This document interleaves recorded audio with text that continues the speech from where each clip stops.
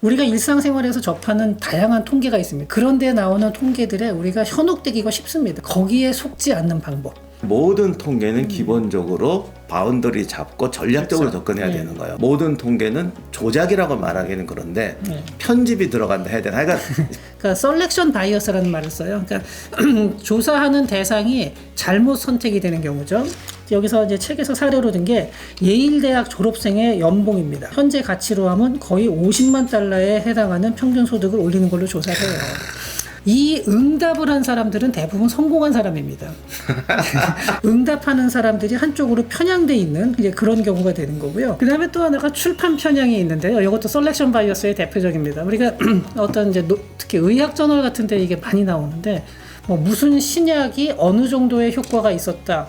그리고 무슨 약을 투여했더니 뭐 어떤 효과가 있었다. 이런 것들이 굉장히 많이 나와요. 관련된 그 논문을 쭉 뒤져보면은 뭐 한 90% 이상이 효과가 있는 걸로 지지가 되더라. 이러면 의학에서 논문을 쓰려고 그러면 펀딩을 해주는 데가 대부분 제약회사입니다. 뭐 효과가 있다라는 거는 그 검증을 했더니 효과가 있다라고 나오면 출판되기가 쉽습니다. 근데 전부 다 가능한 연구 개수 대비로 몇 개가 효과가 있다고 나왔냐가 아니라 출판된 것만 가지고 보면은 사실은 그게 결과를 갖다 좀 과장할 가능성이 많고, 또 하나는 통계의 용어를 잘못 이해하거나 그 정의를 갖다가 정확하게 모르는 상태에서 인용을 하기 때문에 잘못된 인식을 갖게 되는 경우가 또 있습니다. 그 미국의 영아 사망률에 대해서 이렇게 나왔는데, 미국의 영아 사망률이 인구 1000명당 6.1명. 근데 핀란드는 2.3명이에요.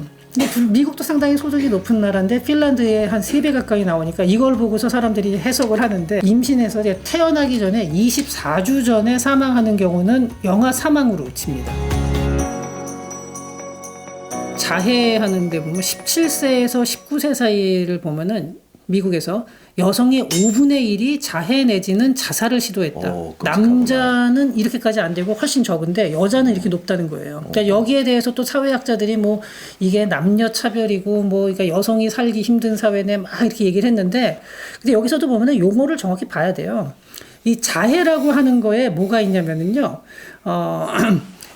자해에 들어가는 게 제가 여기서 한번 말씀을 드리자면은 알코올 남용, 마약 흡입, 거식증, 폭식증, 과도한 운동, 과도한 다이어트. 자, 여자의 5분의 1이 여기에 들어가는 것 중에 상당수가 과도한 다이어트입니다. 이 범주에 들어가면요, 저도 1년에 자해를 갖다가 여러 번 하는 거거든요. 여러 번이 뭐 수십 번은 했죠, 저도. 나는 안 걸리는 것 같아요. 과도한 운동, 과도한 다이어트, 거식증, 폭식증 해당 없어. 저는 여기서 제일 많이 들어가는 게 가끔 폭식할 때 있고 과도한 운동 자주 하고 이래가지고. 혹시 흡연은 안 들어갑니까? 흡연도 들어가긴 하죠. 예. 항상 사라지시 분들 보면은 저기서 저기. 이러면은 저는 자해를 매일 하고 있네요. 예. 1년 365일 자해하고 있습니다. 그러니까 이렇게 자해라는 게 뭔지를, 그러니까 용어를 정확히 몰랐던 거죠. 그 다음에 또 많이 인용되는 것 중에 하나가 이게 이제 부의 불평등에 대해서 얘기를 하면서 그 언론에서도 이런 거 나와요. 세계에서 가장 부유한 85명이 하위 50% 전체와 동일한 자산을 가지고 있다. 근데 이건 사실은 사실인데 여기서도 그 정의를 정확히 봐야 됩니다. 자산이라는 게 뭔지. 세계에서 10억 명의 부가 0 이하, 마이너스입니다. 그리고 자산이, 그러니까 딱 1원만 있어도 하위 100%의 부보다 더 많은 부를 가지고 있는 거예요. 그러니까 정말 무일푼인 사람이 딱 100원 얻으면은 하위 한 10몇억 명의 그 자산과 같은 수준의 자산을 내가 가지고 있다. 이렇게 말할 수 있는 자산으로 거죠. 잡히는 게 집이거나 차거다. 우리 아들, 딸도 집 없고 차 없어요. 걔들도 그렇죠. 자산 제로예요. 그리고 실제로 이렇게 해서 보면요, 최상위 1%가 전체 부의 약 절반 정도, 그리고 상위 10%까지 합치면 전체 부의 한 90, 그러니까 자산의 99%라고 하는데, 이 이유가 뭐냐면 하위 60%는 순자산이 거의 없습니다, 사실. 그러니까 부채하고 따져보면은. 그러니까 전 세계로 기준으로 봤을 때입니다. 핸드폰은 자산에 잡히나? 안 잡히죠, 그런 거? 핸드폰은 안 잡힙니다. 예. 그거 잡으면 갑자기 통계가 확 바뀌겠다. 확 바뀝니다. 근데 결국은 하위 60%가 순자산이 거의 없다라고 해서 이 사람들이 전부 다 빈곤하다는 뜻은 아니에요. 그러니까 빈곤층을 계산할 때도 이런 이제 통계를 충분히 고려를 해야 돼요. 그러니까 제가 지금 말씀드리는 건 어떤 가치 판단을 가지고서 그러니까 부의 불평등이 심하지 않다라고 얘기하는 게 아니라 실제로 나오는 통계가 이런 상황을 갖다가 상당히 과장할 수 있다라는 그 통계상의 저는 위험을 말씀드리는 겁니다. 이건 제 가치 판단이 들어간 내용은 아닙니다.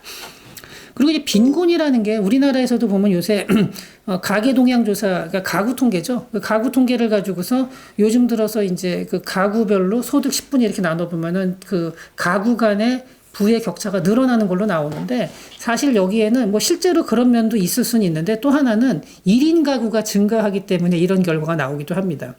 요건 요 책에는 없는 내용인데 이제 그 1인 가구가 증가한다라는 거는 만약에 제 아들이 독립을 해서 1인 가구로 나가면은 걔는 하위 이제 10%에 들어가는 거죠. 그래서 빈곤층이 돼요. 안 빈곤해요, 걔. 저희 할머니가 그 몇 년 전에 돌아가셨는데 저희 할머니도 이렇게 가구가 세대가 분리돼 있었어요. 저희 할머니가 딱 보면 통계상으로 보면은 최하 빈곤층의 그 독거 노인이에요. 안 빈곤했어요, 하나도. 전혀 빈곤하지 않았습니다. 그러니까 이게 통계상으로 보다 보면은 가구가 1인 가구가 늘어나면은 빈부격차는 늘어나는 걸로 통계에 잡히게 됩니다. 그러니까 제가 이런 얘기할 때 절대 오해하지 마시는 게 마셨으면 하는 게 얘가 이거 빈부격차가 늘어나고 있다 줄어들고 있다를 얘기하는 게 아니라 이런 통계상을 그러니까 통계를 보는 데 있어서 이런 점을 유의해서 봐야 된다는 겁니다. 그러니까 통계라는 게 약간 과장될 여지가 있다라는 거죠. 이제 이런 부분들에 있어서 통계를 볼 때 유의를 해야 되는데 자꾸 이런 것들이 이런 어려움이 있다 보니까 아 그래 통계는 무시해도 돼. 그러니까 마크 트웨인이 그런 얘기를 했죠. 그 거짓말에는 세 종류가 있다. 첫 번째 거짓말, 두 번째 새빨간 거짓말, 세 번째 통계 이런 말을 했는데 그건 마크 트웨인이 통계를 안 배워서 그런 말을 한 겁니다. 예. 근데 그 사람은 뭐 소설가니까 통계를 배웠을 리가 없겠죠. 근데 자기 책 팔리는 거는 체크 안 했을까요? 그거는 했겠죠. 그래 통계를 그러면은 사용하지 않을 경우에 얼마나 사람들이 대중들이 착각을 하게 되는지를 한번 요걸 보시면 알겠는데 입소스라는 설문조사 기관이 있습니다. 이게 전 세계에 상당히 많은 그 브랜치를 가지고 있죠. 그러니까 자기네가 브랜치를 가지고 있는 38개국에서 무려 3만 명을 대상으로 설문조사를 했습니다. 그래서 몇 가지 이제 사람들이 잘못 알고 있는 인식에 대해서 얘기를 했는데 자, 2000년 이후에 살인사건 발생률이 증가했을까? 그런데 여기에 대해서 대부분은 증가했다라고 얘기를 했는데 실제로는 감소했습니다. 그리고 지난 15년 동안 테러로 인한 사망자는 어떻게 됐을까? 그러니까 대부분은 증가한다라고 답을 했거든요. 근데 사실은 감소했습니다. 그리고 자국 내에 재소자의 몇 %가 이민자라고 생각합니까? 했는데 한 그 가장 많이 응답한 거 평균을 내보면은 3분의 1 정도, 그러니까 30% 이상이 이민자일 거라고 답했는데 사실은 15% 이내입니다. 그러니까 이게 보니까 조금 잘 사는 나라 사람들인 것 같네요. 아무래도 이제 자기네 입소스가 자기네 그러니까 브랜치가 있는 나라들, 그러니까 뭐 근데 뭐 모잠비크, 탄자니아 이런 데는 이 브랜치가 없을 테니까 예, 그런 나라가 아니라 아무래도 뭐 유럽이나 뭐 이제 북미, 뭐 아시아에서도 잘 사는 나라. 그러나 어쨌든 중요한 거는 네. 자기 옆에 감각 그 상황을 보고 짐작한다, 숫자를 그렇죠. 짐작한다는 거죠. 예. 그리고 또 물어본 것 중에 당뇨병 환자가 몇 명 정도 전 인구의 몇 %일 것 같냐 그랬더니 그 평균을 내보면 34%라고 응답을 했거든요. 근데 실제로는 8%입니다. 그리고 페이스북 계정을 가지고 있는 사람이 몇 %일 것 같냐 그랬더니 78%라고 응답을 했는데 실제로는 46%예요. 이게 2017년 기준으로. 사실 페이스북 계정을 주변에 많이 가지고 있는 걸로 생각을 하지만 뭐 노인이나 어린이 아니면은 또 뭐 이제 좀 그 IT 접근성이 떨어지는 지역에 사는 사람들은 가지고 있지는 않은데 이 설문에 응답하는 사람들은 이게 어떤 식으로 조사를 했는지 모르는데 일반적으로 만약에 보면, 모바일로 예, 했으면 예, 한다 그러면 대부분 다 주변 사람들. 한국은 이렇게 말하면 이제 한국도 90%일 거라는 네. 생각이 저절로 들어요. 그렇죠. 주변에 없는 사람이 없걸라. 네. 근데 이것도 통계 내보면 수치는 다를 수도 있겠다. 높긴 하겠죠, 한국은. 높겠지만 그래도 사람들이 응답한 것보다는 낮을 가능성이 많죠. 그러니까 통계가 저런 식으로 오용이 될 수 있고 정의가 굉장히 어렵다라는 걸 보면서 그럼 난 통계 안 믿어 하면은 더 큰 함정에 빠지게 된다는 거죠. 통계 중에 또 하나 사람들이 많이 홀리는 것 중에 이제 실업률 같은 통계도 있습니다. 실업률 같은 경우도 그러니까 실업률이 낮아진다고 해서 반드시 고용 상황이 좋은 것만은 아닌 게 고용의 질을 정확히 평가는 못 하거든요. 제일 대표적인 게 행복지수잖아요. 행복지수 그건 통계라고 볼 수는 없고 사실은 심리학에서도 인정을 안 해요. 그거를 예. 통계도 인정을 안 하는데 그냥 대중적인 예를 들자면 예. 원래 일에 열정적이고 예를 들면 피카소, 예. 뭐 베토벤, 모차르트 이런 사람들은 아마 당신 행복합니까 하면 다 불만일 것이고 예. 걔들은 그 몇백억짜리 작품을 그려놔도 안 본다고 그러다 마음에 안 든다고. 그렇죠. 그러니까 왜 그런 거 있잖아. 불만에 가득 찬 천재. 천재는 다 불만에 가득 차 있어. 그렇죠. 그리고 다들 안 행복하다고 그래. 그러면 그러니까 사실 행복지수 같은 경우는 어떤 통계상의 뭐 어떤 문제라기보다도 약간 행복이라는 걸 측정할 수 있는 방법이 지금은 좀 불분명하다. 주관적으로 물어보는 거에 의존하게 되니까요. 사실은 내가 행복하다고 생각하고 싶어 하느냐, 네. 그렇지 않다고 싶어 하느냐, 뭐 이런 거의 지수이기도 하고, 삶의 방식에 따라 진짜 달라요. 그 어떤 분은 내가 보면은 진짜 공부 잘하고 뭐 정말 또는 예술가도 마찬가지예요. 자기 작품, 자기 논문 쓰고 나면 집어 던져요. 근데 평생 논문 한 편 쓴 사람, 어쩌다 책 한 권 평생 낸 사람은 뭐 가보로 삼는다 막 네. 난리가 나는 경우가 있어요. 그게 나쁘다 좋다를 말하는 게 아니라 가치가 다른 거예요. 가치가. 그러니까 그게 아니 평생에 책 한 권 썼다고 해도 그게 나쁘다 이런 뜻은 절대 아닙니다. 그러니까 그거에 대해서 느끼는 자기 행동에 대해서 느끼는 가치가 다른 거라고.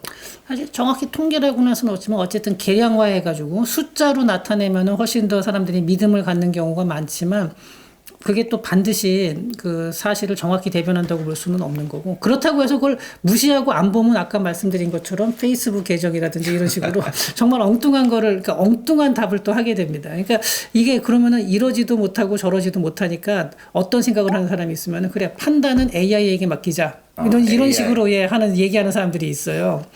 근데 AI가 정말 요즘에 많이 발달을 했죠. 특히 우리나라에서는 이제 이세돌과 알파고의 그 대국 이후로 AI에 대한 관심이 높아지고 요즘에 챗 GPT가 나오고 이러면서 와 이제 AI가 모든 걸 대체할 수 있는 거 아니냐. 모든 판단을 사람이 하는 것보다 AI가 하는 게 더 정확하지 않냐. 그러니까 통계를 가지고서 사람이 쭉 여러 가지 숫자를 본 다음에 개인적으로 생각하는 것보다 그걸 다 집어넣고 AI 결론을 받으면 되잖아. 이렇게 말을 할 수가 있는데 여기에 대해서도 이제 이 팀 할포드가 이 슈퍼팩트라는 책에서 AI의 문제점에 대해서 또 지적을 했습니다. 자, 일단은 이 빅데이터를 이용한 그 인공지능은 샘플 추출에 문제가 발생하지 않으니까 훨씬 더 뭐 좋은 거 아니야? 그냥 다 때려놓으면 되니까 이게 훨씬 더 객관적인 거 아니냐? 이렇게 생각하는 사람들이 많은데 이게 가장 큰 문제가 뭐냐면은 인과관계를 설명을 못 해요. 단순히 두 개의 상관관계를 설명하는 거죠. 예컨대 도로가 망가져가지고 막 그 하자 보수하러 들어왔을 때 도로 공사하는 사람들이 들어와 있으면은 그게 AI는 하자 보수하러 오는 사람이 오면 도로가 망가진다라는 결론을 내릴 수가 있고요. 그 다음에 범죄율이 높아서 경찰서를 촘촘하게 지어놓으면은 경찰서가 촘촘하게 지어져 있는 데에서는 범죄율이 높다라는. 그러니까 AI는 요 인과관계 분석은 못합니다. 지금 그 알고리즘으로 보면은. 이게 요즘에 사람들이 AI를 자꾸 이제 의존하게 되는 게 방금 말씀하신 것처럼 아니 통계도 믿지 마라. 네가 결국 판단해야 된다. 안 해도 안 된다. 그러면 사람들은 그럴 거면 세상 어떻게 사냐 그러니까 AI한테 던지는 것 같아요. 얼마 전에 우리 또 그런 사건이 한 번 있었는데 AI한테 무슨 질문을 했는데 그 굉장히 어려운 질문인데 엄청 큰 사전을 봐야 답이 나와요. 그게. 네. 근데 그거를 사전을 갖고 있는 사람도 없고 저도 갖고 있는 다 버렸거든. 그걸 뒤지려면 30분, 40분, 1시간도 걸려요. 그러니까 AI한테 했더니 그냥 얘는 사전은 그냥 통으로 들어가 있으니까 단박에 나오는 거예요. 그럼 사람들이 야, 저 사람 AI가 엄청 수준이 높구나. 이게 사전이 통으로 들어갔기 때문에 나오는 거예요. 근데 인과관계를 설정하는 데 있어서는 얘가 어린아이 수준인데 사람들은 저 어마어마한 사전을 외우고 있으니까 엄청난 지성이고 그러니까 인과관계에도 저 정도의 수준으로 하겠구나 이렇게 생각하는 거죠. 저 사전을 사용하는 사람의 수준만큼 어떤 지적 능력이 되겠구나를 생각하는데 그게 아닌 거죠. 근데 이걸 갖다가 이제 이 저자 팀 하포드는 AI하고 연금술하고 좀 같이 비교를 해요. 그러니까 저도 이 AI 알고리즘을 갖다가 배우긴 배웠어요. 그러니까 제가 다룰 수 있을 정도로 능숙하게 배운 건 아니고 그 한 8시간 배웠는데 그걸 보니까 알파고가 왜 저런 수를 두는지를 알 수가 없어요. 그러니까 모든 데이터를 다 때려놓은 다음에 나오는 결론인데 왜 저런 생각을 해서 저기에 두었는지 그 인과관계는 찾을 수가 없어요. 그럼 프로그래머한테도 물어봤더니 그건 모른대요. 그러니까 왜 이런 결론이 나오는지 어떤 변수가 어떻게 영향을 줬는지 중간 과정이 없다는 거예요. 그냥 모든 변수를 집어넣었을 때 가장 상관관계가 높은 거를 내놓는다는 거죠. 이렇게 되니까 연금술이라는 게 그렇거든요. 이론적으로 인과관계를 정확히 해가지고 지금 현재에 있는 과학처럼 정통 과학처럼 이 인과관계를 정확히 찾아가는 게 아니라 그냥 단순하게 어떤 비법 같은 거죠. 그러니까 뭐 도사님들이 가지고 있는 비술 이런 거거든요.